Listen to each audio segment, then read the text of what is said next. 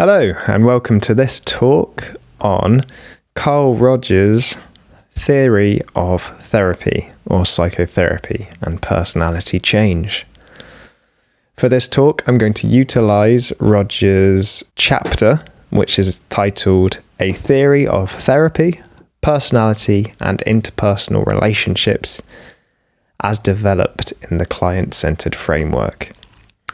This was published in 1959 in the book Psychology, A Study of a Science, Volume 3. He provides this helpful figure or diagram of the chapter and his theory. In the center here is his theory of therapy, which is what we're looking at today. And then on the outsides here are the outgrowths of this central theory. So his theory of personality, a fully functioning person, interpersonal relationships, and at the bottom here, areas of life outside of psychotherapy which person-centered theory has something to say about. So let's dig into then his theory of therapy and personality change. He says here, this theory is of the if-then variety. If certain conditions exist, then a process will occur which includes certain characteristic elements. If this process occurs, then certain personality and behavioral changes will occur. So if these conditions exist, then this process will happen and we'll get these outcomes. 1, 2, 3. So firstly, then, let's look at these conditions. These conditions, sometimes called the core conditions, are probably the most famous of Rogers' theory. I imagine anyone who studies counselling skills at the most foundational level will come up against this theory. So let's look at it in some detail. Conditions of the therapeutic process. So for therapy to occur, it's necessary that these conditions exist. That two persons are in contact. So that already says quite a lot. Firstly, it says that you can't do therapy on your own, that you need someone else with you. So you could argue about that. And secondly, it says that these two persons are in contact. What does he mean by that? Well, for example, if I was asleep, then just because you're in the room doesn't mean we're in contact, right? For us to be in contact, I have to be aware of you, you have to be aware of me, and our mutual awareness necessarily impacts one another. So I need to be aware of your existence and it needs to have an impact on me. Whereas if I'm passed out, asleep, intoxicated by drugs or alcohol, if I'm deluded or having a psychotic break, something like that, then maybe we're not in touch with each other. We're just too disconnected to be in contact. But if I'm aware of you, you're aware of me, and our mutual awareness impacts each other, we are said to be in contact. Number 2, that the client is in a state of incongruence, being vulnerable or anxious. So incongruence is a state of inner conflict. Part of me feels this or wants this, whereas another part of me feels this or wants this, and the two aren't compatible. So I'm in an inner conflict. And that inner conflict has me feel uncomfortable. So I'm now vulnerable or anxious because of my inner conflict. So he's saying here, basically, if the client is not incongruent, if the client is balanced in harmony with themselves, then therapeutic change won't occur because presumably there's nowhere to go, right? We're already actualized, if you will. Number 3, the second person, the therapist, is congruent in the relationship. So the therapist is in harmony with themselves. They're not in a state of inner conflict. At least in this relationship, in this moment in time. It doesn't mean the therapist has to be some sort of perfect paragon of actualization across her entire life. But just for the sake of this hour, with me and you right now, I am in harmony with myself. If that is the case, then I might be able to be of therapeutic help to you. Number 4, that the therapist is experiencing unconditional positive regard toward the client. Unconditional positive regard. Another way of saying this is that I'm completely non-judgmental. I'm fully accepting of all of your experience. If you feel anger, that's okay with me. I'm just as accepting as you feeling angry or depressed than if you were feeling upbeat or happy. Sure, it might bring me joy if I see you becoming more happy. Why would it not? But I fundamentally accept you however you are, whatever thoughts you have, whatever urges you have, whatever motivations you have, whatever feelings you have. It doesn't mean I'm not impacted by you, or that if you were to act on an urge that was unpleasant for me, that I wouldn't feel bad about that. If you were to hit me, for example, but I might stop you or decide that I'm not going to conduct therapy with someone who has the potential to be violent or who has been violent. But I fundamentally accept in you that you have that urge in that moment in time. I don't judge that you feel that way. Doesn't mean I don't protect myself or set boundaries, but I accept you as you are. Number 5, that the therapist is experiencing an empathic understanding of the client's internal frame of reference. An empathic understanding of the client's internal frame of reference.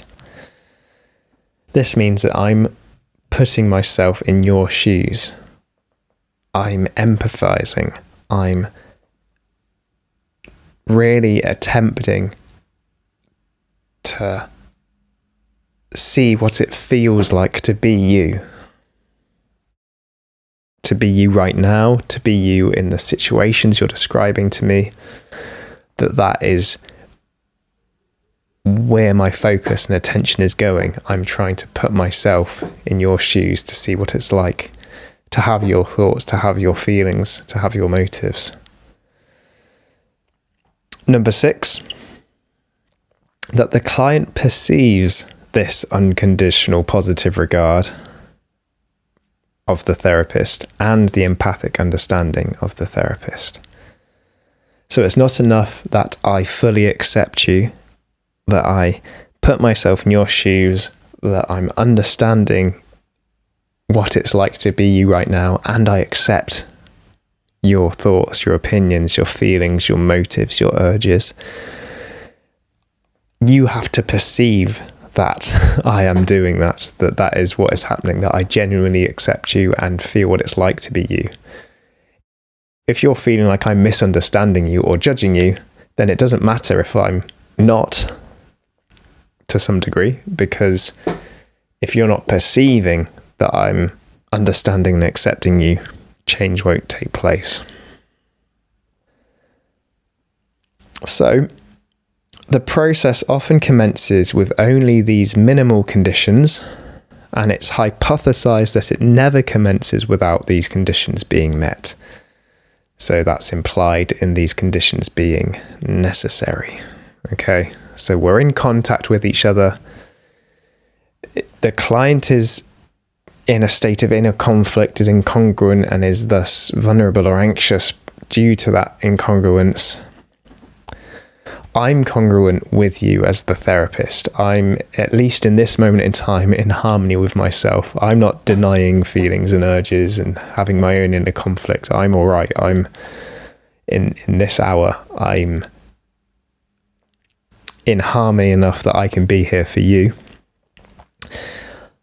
I'm empathizing with you. I'm seeing what it's like to be you right now, and I'm not judging that. I'm accepting everything I find by putting myself in your shoes, and you perceive that that's what's happening. If those conditions exist, Rogers is saying therapeutic change will take place. He says that the greatest flaw in the statement of these conditions is that they are stated as if they were all or none elements, all or nothing, whereas conditions 2 to 6 all exist on a continua. So if we go back to these conditions then, it's not that, for example, I'm either accepting or judgmental. There's a whole continuum of judgment to acceptance. Conditional versus unconditional positive regard. It's not one or the other, it's on a spectrum. Similarly, my empathic understanding of you, I might sometimes get things wrong, right? So it's not that it's all or nothing, but I am at least in general, putting myself in your shoes and accurately perceiving what it's like to be you. And in general, you're feeling that I am accurately empathizing with you and accepting what I find there. So then, that was the conditions. What happens if these conditions exist? This is B, the process of therapy. When these preceding conditions exist and continue, a process is set in motion which has these characteristic directions. The client is increasingly free in expressing his feelings through verbal and/or motor channels. So whereas before I might have hidden or denied feelings, I might have inhibited myself, I am now becoming more open with you, more free to express myself. His expressed feelings increasingly have reference to the self rather than non-self. So I think this means that I'm owning my feelings. So rather than, I don't know, rolling my eyes and blowing out in exasperation, I might say, I feel frustrated. I'm sticking my feelings to myself. I'm owning them. Number 3, he increasingly differentiates and discriminates the objects of his feelings and perceptions, including his environment, other persons, his self, his experiences, and the interrelationships of these. Okay, so firstly, I just roll my eyes and exasperate. Now, secondly, I might say, I feel frustrated. So now I'm owning that feeling to myself. And thirdly, I might say, when you said X, Y, or Z, I felt frustrated. I'm now differentiating the specific object of my frustration. So this includes other people, my environment, myself, and my experiences, and the interrelationships of these. I felt this way when you said this. I thought you perceived me as doing this, and then I thought this and felt this in response to my perception that you thought I was this way. So you see how all these elements of my thoughts, feelings, perceptions include specifics in the environment and other people. Becoming less intentional and more extensional in his perceptions. I've only recently been getting my head around these terms, but as I understand it, more extensional is more specific and accurate, whereas intentional might include more distortions and misperceptions and some of these cognitive distortions like overgeneralization or mental filtering. And that's how Rogers then summarizes it here. To put it in other terms, his experiences are more accurately symbolized.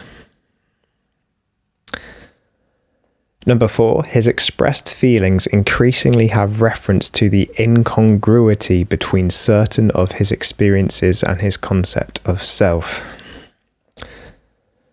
So I'm sharing more and more feelings that reference the difference between the experiences I'm having and how I see myself. So, for example, I might say, God, it pissed me off when my girlfriend said this. I felt really angry at her, but I also felt really guilty and ashamed for feeling angry at her. So I'm spelling out my incongruence. I'm having the felt experience of this, but my self-concept says I'm not allowed to feel this. So the anxiety or the difference between these two positions is being more articulated. And therefore he comes to experience in awareness the threat of this incongruence. I think in the last video I used the example of someone who was training to be a doctor because it was expected of them in their family. His father was a doctor, his father before him was a doctor. He was born with, his parents' intentions were always that he was going to be a doctor. And he very much felt that, and felt that there was no alternative. He never questioned that he was going to be a doctor.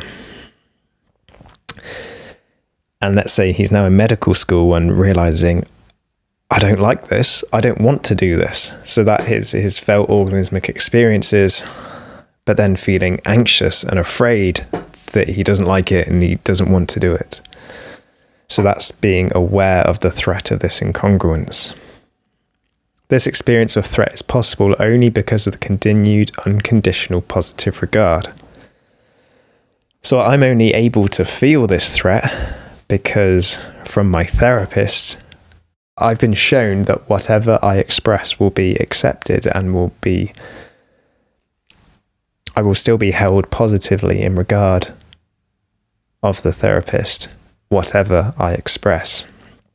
So therefore, I've been able to become more aware that, say, I'm not enjoying medical school and I don't want to do it anymore. And therefore, more aware of the anxiety I feel in recognizing that in myself. Number 6, he experiences fully in awareness feelings which have in the past been denied to awareness or distorted. Yeah, so in the example I just gave, maybe in the past I have had feelings of not necessarily wanting to become a doctor or having urges to do something else, but I've denied these from myself, I've distorted them. And now, because of the core conditions, they're being allowed more into my awareness. His concept of self becomes reorganized to assimilate and include these experiences which have previously been distorted in or denied to awareness.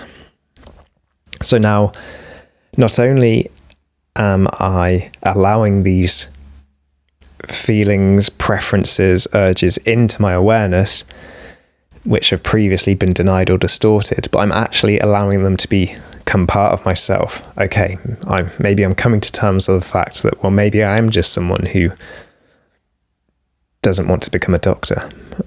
Maybe I am someone who doesn't enjoy medical school.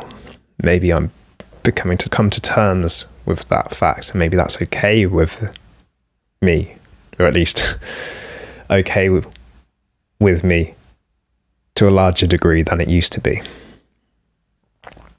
As this reorganization of the self structure continues, his concept of self becomes increasingly congruent with his experience. The self now includes experiences which previously would have been too threatening to be in awareness. So now my sense of self and my experience are becoming aligned or congruent, more harmonious. And I've let in elements into my sense of self that I previously didn't let in. Maybe I thought in the past that being angry was bad, only bad people were angry, and now I've come to accept, look, maybe I'm someone who sometimes gets angry, maybe that's okay. So there are now fewer perceptual distortions in awareness or denials to awareness, since there are now fewer experiences which can be threatening. So defensiveness is decreased.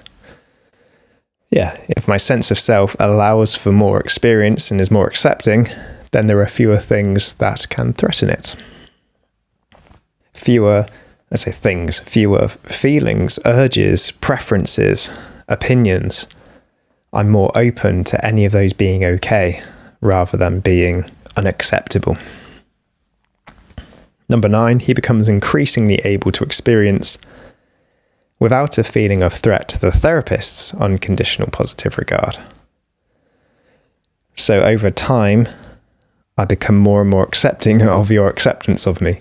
I might be incredibly suspicious at first, but with time and with experience and trust, I become more accepting that you do genuinely not judge my anger. You don't judge my urges or opinions or preferences. He increasingly feels an unconditional, positive self-regard. So as I experience more acceptance or unconditional positive regard from you, I'm then able to feel it more for myself, more self-accepting. He increasingly experiences himself as the locus of evaluation. So whether things are good or bad, right or wrong, or I might stop using such black and white concepts, but what I value or think is what I feel to be good or bad for me, that now is evaluated from the inside rather than from the outside. So less what other people might think of me if I like this, or I'll be judged if I like this, and more how I actually experience it. So I am now the locus or the center of evaluation, not my idea of other people's judgments. So whether I like whatever clothes I'm wearing is based on how I like them and how they're comfortable to me, rather than how I think other people might be judging me for wearing these clothes, as an example. He reacts to experience less in terms of his conditions of worth and more in terms of an organismic valuing process. Yeah, it's the same way of saying a very similar thing, that I react to my experience less on how I think other people will judge my experience and more on how I value this experience. I'm less concerned with what other people think about me, let's put it like that. Okay, so that was what happens if we receive the core conditions. Just a comment here from Rogers. The element which will doubtless be most puzzling to the reader is the absence of explanatory mechanisms. So it doesn't explain why these processes happen if we receive these conditions. It may be well to restate our scientific purpose with an example. So if one strokes a piece of steel with a magnet, and if one places the piece of steel so that it can rotate freely, then it will point to the north. This statement is of the if-then variety and has been proved thousands of times. Why does it happen? There have been various theoretical answers, but one would hesitate to say, even now, that we know with certitude why it happens. So just that it does happen. In the same way, Rogers has been saying in regard to therapy that if these conditions exist, then the subsequent events will occur. Of course, we can speculate as to why this relationship appears to exist, and those speculations will be spelled out.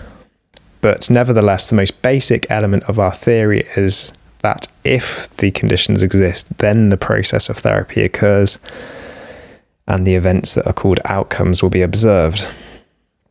We may well be quite wrong as to why this occurs, but I believe there's an increasing body of evidence to show that it does occur. So he's just spelling out there that whilst the mechanisms are more tentative, the observations that if we experience congruent empathic acceptance from someone else, we become increasingly congruent and accepting of ourselves. So finally then, the outcomes in personality and behaviour. These are the changes which are hypothesized as being relatively permanent. So if the core conditions exist, then the process we've just outlined will happen, and then we'll get these Outcomes: that the client will be more congruent and thus more open to his experience and less defensive. So my experience, I will be more open to it because there's less in there that will be of threat to my sense of self, and therefore I have less to defend against, so I'm less defensive. If I feel angry, I'm accepting that I can feel angry. If I don't like medical school, I become more accepting that I don't like medical school, as examples. Number 2, as a consequence, he's more realistically objective. Here's that word again, extensional in his perceptions. So my perceptions can be more accurate and realistic because I have less to defend against. I don't need to distort my perception of the world to fit my sense of self. I can be more open to just the way the world is. And therefore I can be more effective at problem solving because I'm seeing things more realistically and objectively. And therefore my psychological adjustment is improved. My vulnerability to threat is reduced. Again, these are all consequences of each other now, aren't they? Of course, if I'm more accepting of my experiences, there's less threat to my sense of self and less defensiveness. Therefore, my vulnerability to being threatened is reduced. This is an interesting one. His perception of his ideal self is more realistic, more achievable. So my sense of being my ideal self might previously have been very, perfectionistic, or maybe I felt that I must become this brilliant surgeon to be a worthy human being. Now maybe my standards are a little lower. Maybe my ideal self doesn't have to be so exceptional just so I can feel congruent and at harmony with myself. As a consequence of this congruence, tension of all types is reduced. Physiological tension, psychological tension, and anxiety. So I might be more comfortable in my body. I might have less, stress, irritable bowel syndrome, stomach ulcers. All these physiological consequences of stress can reduce. Increased degree of positive self-regard. He perceives the locus of evaluation and the locus of choice as residing in himself. So we looked at the locus of evaluation, didn't we? I like this locus of choice. So we're less likely to say things like, well, I had to do that. You made me feel this way. I should do this. I must do this. I had no choice in doing this because superior orders. We have more of a sense of agency, more of a sense that I have choice in my life, and less that I'm at the whims of authorities to act and behave. Therefore, I'm more confident, more self-directing. My values are determined by an organismic valuing process. My values aren't what I think other people might think of me, but more of an in-tune sense of my own valuing process. He perceives others more realistically and accurately as a consequence of C1 and C2. Let's remind ourselves of C1 and C2. More congruent, more open to experience, less defensive, more realistic, objective. Okay, that makes sense. If I'm able to see things more accurately and I'm less defensive, I don't have to distort you as much to fit my narrative. I can see you more accurately. He experiences more acceptance of others as a consequence of less need for distortion in his perceptions of them. So I'm not just more accepting of myself, I'm more accepting of you because I don't need to distort you again to fit my narrative. The proportion of behaviour which can be owned as belonging to the self is increased.